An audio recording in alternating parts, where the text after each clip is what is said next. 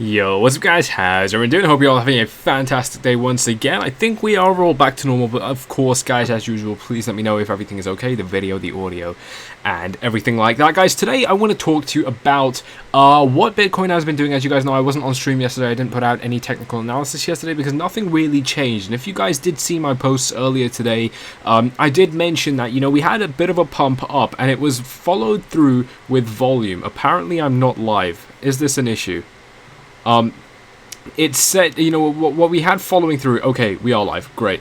What we had following through with that was volume. That took us up from the 11 billion range all the way up to the 13 billions. And that was, I mean, it's weak volume, but it is still good that we saw some increase, and especially, you know, seeing that that was coincided with a bit of a move up, always a good sign. Now, if you guys did miss out on that post, I have left a link in the description to my free Telegram channel. That is where I put that piece of technical analysis, as well as a bit of a short essay on disbelief in the market, which I think is really important. I'd love to hear you guys your guys' thoughts on that.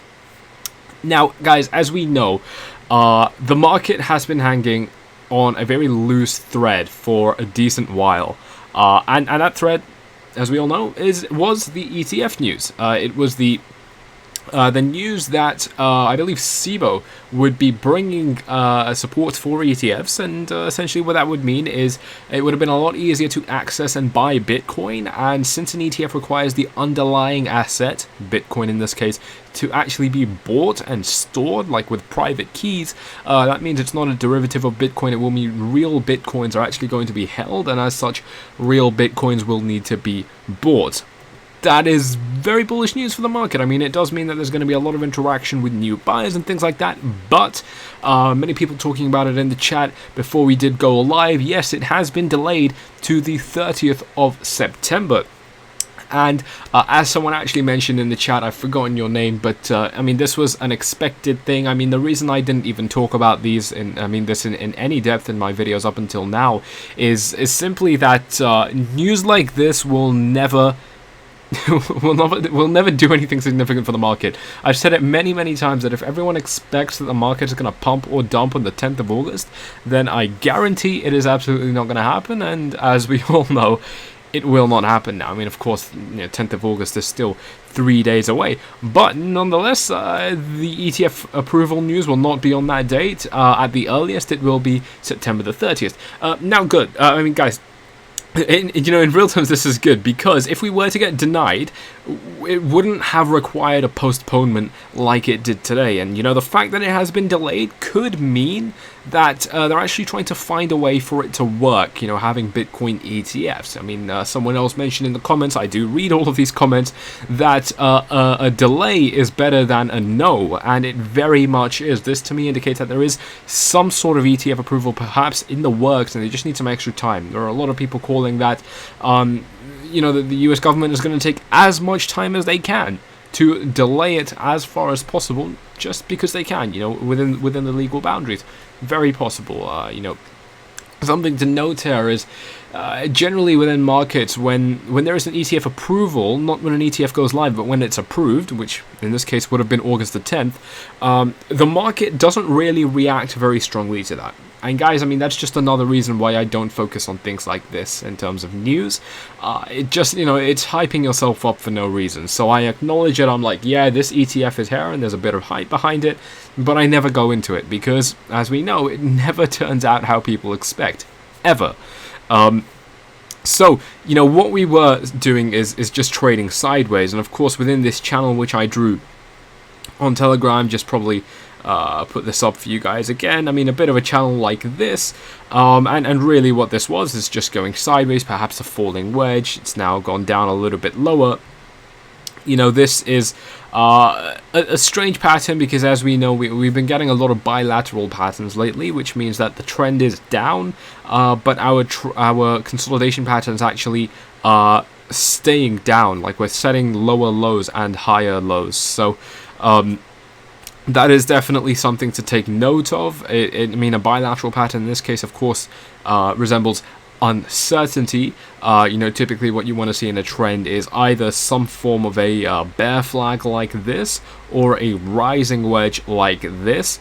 But a falling wedge within a downtrend, as you guys will know from my basic charting patterns video, is not ideal. It does represent uncertainty, and as you guys know, I haven't been trading in this range for that very reason. Now guys, a huge incentive for the market has been removed with this ETF delay. You know, we were hanging on a very loose thread, like I said at the beginning of this stream, and it's cutting that last thread of hope for most of the retail traders. This really is what was, many may argue it's what drove this rally up to 8,500. So since that has been cut off now, I mean pretty much instantly like that. It's funny how the news came out right at the top of this range, isn't it? I mean, just really such a huge coincidence no one expected. Because of that, we did see an instant price drop down from the $7,100 region. And you know, just because this huge factor that many people were looking forward to has now been cut off, there is a decent chance that we're now going to drop below support, because really there is no immediate sort of short/mid-term incentive to buy Bitcoin at the moment. There is no, there's nothing really hype, very hype-y. There's nothing with a lot of hype right now in the market in the short/mid-term, which would drive people to buy Bitcoin. And of course, with the default bias in this entire market since December being bearish, we do have to revert to exactly that. We do have to revert to being bearish. And so in this case, guys, like I said, we are looking at a fairly clear consolidation pattern, a continuation pattern within a downtrend. We, of course, started this downtrend up at $8,500. And so, yeah, I mean, with that huge incentive removed, it is fairly likely that that we do end up dropping below 6,800 now. But guys, as you will know, if we go back to our chart, I just wanted to refresh this real quick, see if there's any more up-to-date data, or later data, I guess.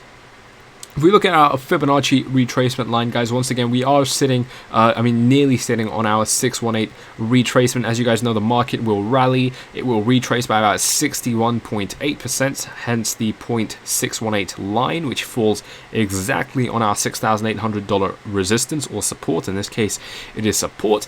It is a very important support line, guys. As you know, as I have been saying, if this support line does get breached, then this entire rally will be a failed rally. If we look at this horizontal line, diagonal line, which I've had for a very long time now, this is a very healthy trend line to be following. If Bitcoin were to fall down to this line and then bounce off, that would be absolutely great, because it is much closer to a 45-degree angle than, say, something like this kind of an uptrend. And as you can see, I mean, it's just too steep, and of course Bitcoin did end up dropping those levels. So having a nice sort of more moderate level like this, I mean, this is, as I said, much more akin to a 45-degree angle. This is the ideal setup within trading. So if we do fall down to this level, we have a couple huge support areas. We have, of course, 6,800 itself being an area of huge trading activity. If I switch on the VPVR indicator, you will see exactly why that is. So let me go ahead and do that real quick. As you guys know, the VPVR indicator is one of my favorite. Volume itself, as I always stress, is, okay, this is not a good chart. Volume itself, as I always stress, is the most valuable indicator. And so VPVR, visible range volume profile, it shows you exactly that. It shows you volume within ranges. And so, when we get these bars poking out, what it does mean is that there's a lot more trading activity at this price range. So this means 6,700 up to 6,900. If we zoom in a little bit more, yeah, I think it shows us the more clear image, which is actually that the volume picks up at 6,800. And so, we can see whenever we sort of hit these areas of these bars generally represent areas of resistance. When we drop them, it's a very quick drop down to the next area of volume. So you can see how we dropped from 8,000 very quickly down to 7,700, which was the next big volume range. And of course, below that, dropping from 7,300 down to 6,800. As you guys know, we did profit from that with a 2x gain in VIP. And so with this increased volume, this could actually very well represent a support area. So we have the 6800 line. It lines up with our volume. It lines up with our sort of mid/long-term support. I'm going to call that mid-term support, that 45-degree angle. This one here that I was talking about, it lines up with a lot of very important factors. And so, like I said, if this does get breached, it will mean that we've gone below a lot of very important support levels, and we have failed this rally, because it would no longer be a higher low. We set one low over here, another low here, a third low, and this could potentially be our fourth higher low, because this low would be higher than the previous, and that was higher than the previous. And so if we do actually fall below this, that would mean that we'd stop setting higher lows, and so that would mean that the uptrend is over. That would indicate the end of an uptrend. And so this is really the line to be watching. You know, there's so much uncertainty, which is why I haven't been trading. Like I always say, knowing when not to trade is very, I mean, almost, in fact, no, it's more important than trading at all. I mean, it's knowing when to step back. Wealth protection is incredibly important. I mean, if you lose 50% on your entire portfolio, it will mean that you need a 100% gain to get back to breaking even. So, I mean, if you really, pause the video, whatever you need to do, and process that, that's a pretty big deal, a 50% loss, because you need a double, you need a 2x to get that back. So wealth protection is incredibly important. That's why my plays are always extremely safe, with a very low risk and an extremely high reward. And of course, risk management being the overarching element in all of my trading. Guys, with this range, what I am looking for is seeing if we get a bounce off here. Now, like I said, it is a little bit less likely given the news in the market now. There isn't really anything that's going to, for what I'm seeing anyway, none of this is financial advice, but there's nothing really that's going to drive people to FOMO buy right now. And really, as we know, Bitcoin is all about that FOMO buying.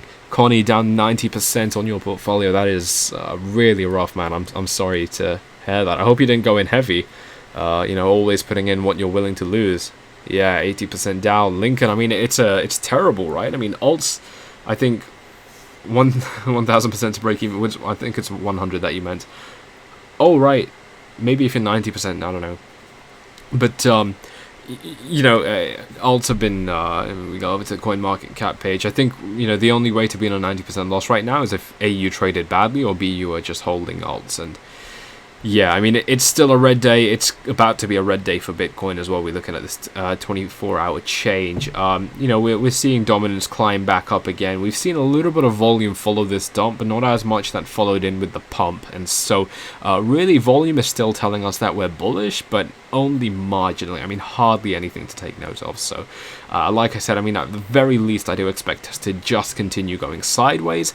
And what's looking a little bit more probable right now is that we do drop the 6800 support level, and the consequences of that, a third failed rally, really what that does mean is we're going to have to start examining other targets, like $3,000, $4,000 targets for an absolute bottom, and then we can start thinking about a bull market again. So it would be pretty rough, of course, if we are going down. We're going to short the hell out of the market and double, triple, quadruple all those nice numbers to our Bitcoin holdings. But it will, of course, be a very rough ride down for the people not being able to short, not being able to profit from the blood. It's going to be pretty disastrous. I mean, that's going to really wreck people quite badly from an emotional standpoint. Everyone know that ETF will be delayed. Danny, I think it was nearly common knowledge that the ETF would be delayed. I think most people thought the same. Over-the-counter clients are in control of the market. The exchange market only accounts for about 25%. Jay, that is very probable that over-the-counter trades are accounting for a very large percent of the volume that, of course, we cannot see. Definitely something that could be the case. How can people buy Bitcoin in over-the-counter markets without influencing our exchanges? What Where do they buy their Bitcoins then? I just don't get this. Well, Stephen, what happens with over-the-counter buying is, for example, you would meet someone and give them a pile of cash or do a wire bank transfer or something like that, and they would just send Bitcoin to your account. And usually it happens with escrow when you're dealing with very large numbers. I'm talking 8, 9, 10, 11 figures. That's going to happen with escrow. It's going to be a very professional setting, but it's not going to happen through exchanges, and so that volume gets hidden, and the speculation is that big players, bankers, institutions, whatever, have been buying in very large amounts over the counter. And of course, by doing so, they get a heavy discount and then moving that money onto exchanges and shorting the market.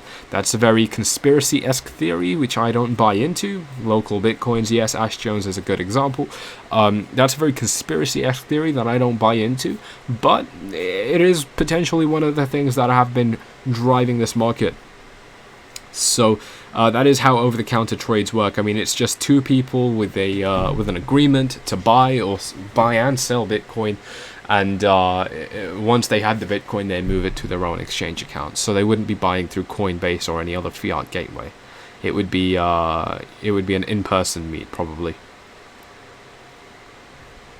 If the consensus is to short Bitcoin, guess what will happen? I'm long GL. I mean, this being a contrarian works really well, and like I said, we are still in an uptrend until the 6,800 level gets breached. So if we do end up bouncing off 68, if we do end up bouncing off the support line, the volume support, the psychological support, we bear in mind, of course, the FOMO element with ETFs have been removed, but fundamentally Bitcoin is still strong as ever, rather stronger than ever, really.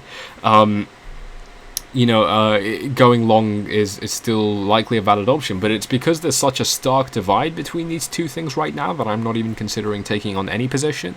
I'm just going to sit back, watch it happen, and continue working on self-improvement during that time, of course. Yeah, don't forget to 100x contrarian. You see, it is all going to depend on this support level. Like I say, with buyers really in this market, all it's going to take is a decent bit of FOMO to set this spark off, and it's going to take one, $500 up candle, and suddenly people will FOMO buy into Bitcoin, and that would drive it up, even $1,000 or whatever. So, the markets are very fragile right now. People are very scared, but what they want to see is some green, and when that does come in, it's going to be fairly easy to drive it up. Guys, I want to give, mention my Twitter page. If you're not already following me here, it is great that you do this to collect my shitposts, but also something I've realized is, if something like Telegram goes down or whatever, it is good to know what's up and know how to contact me or whatever. I actually saw someone mentioning at the beginning of the stream that they want to ask me about VIP, but they did it in Twitter. I actually very rarely check my Twitter DMs, so if you are interested in VIP, then click the Telegram channel link and find my name at the bottom of posts in that channel. Click on that and then message me. But of course, if you want some of my shit posts, Twitter is where it is. When Bitcoin starts pumping, all the new money will FOMO in at the top. Gene's very, very true. I mean, there was a lot of FOMO here. There were a lot of longs in this range. Yeah, absolutely. I want to take a quick look at our Ichimoku cloud as well on the 1 day, just a quick recap of what we're looking at. I mean, right now it is a complete rejection really of this cloud yet again, playing out in the exact same way really that it did last time we traded in the cloud for a decent bit. We got rejected slowly, and yeah, I mean, it predicted us going down once again. So, really, unfortunately, not very surprising. We look at the 4 hour, and yet again, guys, you know how much I love the EMA ribbons. They were coming in clutch again today, predicting our rejection once over here. Vaguely, it didn't touch the line, but I think this is good enough as a rejection. A second rejection, and now, of course, a third and fourth rejection from these EMA ribbons as resistance now that we are below them. So you guys know how much I love these ribbons. If you trade solely based off these ribbons, you're going to have like an 80% success rate, and it's only going to go wrong when we get a reversal pattern, which, there are many more continuation patterns than there are reversals. So of course, I'm not saying you should do that. I've never done it personally, but I mean, this is a crazy reliable indicator, one of my favorites, as I always say. So I do love sharing this with you guys. If you want to throw this onto your charts and experience with it, experiment with it. I mean, it predicted the bounce. I mean, it's pretty incredible. I do love this indicator. Yeah. And I mean, apart from that, that is really my analysis. I mean, I mentioned, was this the final straw for Bitcoin? I think it was. In this, unless we bounce off 6,800, this is very clearly the reason that we are going to drop below 6,800. Of course, assuming we do. And if we don't, then it's a different story. Right now, like I said, my approach is to sit back, not trade, not lose any capital in this highly risky area, and allow other people to get liquidated, really. I mean, I was looking at BitMEX just now. BitMEX wrecked. You guys know this Twitter page. It's quite funny. A lot of longs getting liquidated, 925,000 USD. Scroll down a little bit more when the actual dumping was happening, and we've got an $855,000 long. Now, of course, we don't know what leverage this was on, but maybe it's X13, I don't know. But this, regardless of what leverage, this is still a lot of money that someone lost going long at a bloody stupid level. So stupid traders getting liquidated, really. What's the surprise there? So yeah, we've got a $2.2 million contract liquidated here, another 1.3, the 1.1. These are people losing six figures just like that because A, they didn't use stop losses, and B, they traded like idiots. So, like I said, I'm staying away from these liquidations. I haven't had a single liquidation since May of 2018. I haven't lost more than $50 trading since then. So that's all because I stay away from the high risk areas. Mark Cosmala, smack those likes. Thank you very much, guys. Let's smash up those likes a little bit. 650 viewers live. Shout out to every single one of you live viewers here today. Everyone in the comments. Low volume on the last two candles. 4 hour. Let's check that out. Okay, so one thing I've actually noticed is that volume varies hugely based off exchange for these individual candles. At least right now. Before it wasn't such a big issue, but right now, we go into the Binance chart, for example. Of course, it's Binance, so it's going to be a little bit awkward, but where is Binance? There it is. And volume is consistently high, and we look at Coinbase, for example, and it just drops off a cliff after every pump or dump. So volume is a little bit difficult to analyze right now. I mean, one thing to note here is someone mentioned the last two candles on the 240-minute chart, meaning 4-hour chart. Really, this is actually, I mean, the volume hasn't dipped by much, and if we consider this candle it's a 4-hour candle, which has only been open for 1 hour, it is actually very likely that we do end up dumping within this next 4-hour candle below the 6,800 line, and when we do it, the volume would be very high. I mean, we're talking a volume candle potentially about this high, so that would be pretty definite confirmation if we do drop below 6,800. There could be quick bounces. As I always say, the UTC daily close, which is happening in exactly 3 hours and 6.5 minutes. There are always, well, not always, but there are regularly interesting things happening around that time, whether that's Asians waking up or any number of things. Midnight UTC daily closes, which, as I said, is in just over 3 hours, definitely can bring a lot of volatility. And right now, when we're going down and we have the news to suggest that we're going to go down further, yeah, I wouldn't be surprised if we drop it tonight. Or drop it at all. I mean, we could, like I said, we could still consolidate for a decent while, maybe a couple more hours or days even, before making a move. And like I said, it is going to depend on whether this level holds. Someone mentioned, the consensus across the market right now is overwhelmingly too short, and the whole market is never correct. So, we will have to keep on seeing how this is going to work. Four Flies, what's that EMA indicator called? K Crypto, it is the exponential moving average ribbon. If you click on where my cursor is right now, you can't see it because it's cut off, but next to indicators you'll see a button called templates, and click on MA exponential ribbon. I think it should be there.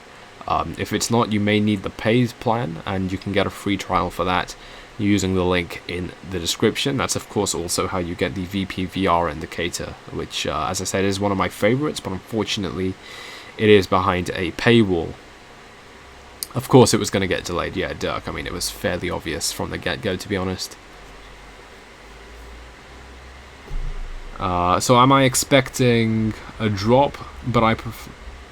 Yes, yeah, well, I put it this way, I wouldn't be surprised if we drop. But yes, I prefer not to trade in this range. K Crypto, I rock your socks. Thank you very much. Never heard of that. Arena, it's a free indicator. Okay, that's great. Yeah. I mean, EMA ribbons should be free. Oh, every indicator, I'd say, that I use, anyway, should be free. Yeah, VPVR does cost. Yeah. There are a couple other really good indicators. Alessio I mentioned he had this time analysis one, which I found really interesting. I was thinking of paying to get that one, but I couldn't find where you have to pay for it, so I ended up giving up on that one. But yeah, guys, I mean, I've pretty much done all of my analysis today. Really just going to watch and see how this level holds. I'm not getting any sense that there's panic today. And at such an important level, that's really good to see. I'm very glad that this community no longer has any FOMO or FUD, really. I haven't got any sense of that in the comments today. So that is really, really good. Huge shout out to everyone keeping their head level in this kind of a market. This is, considering it's YouTube and it's a public live stream, it's honestly slightly surprising.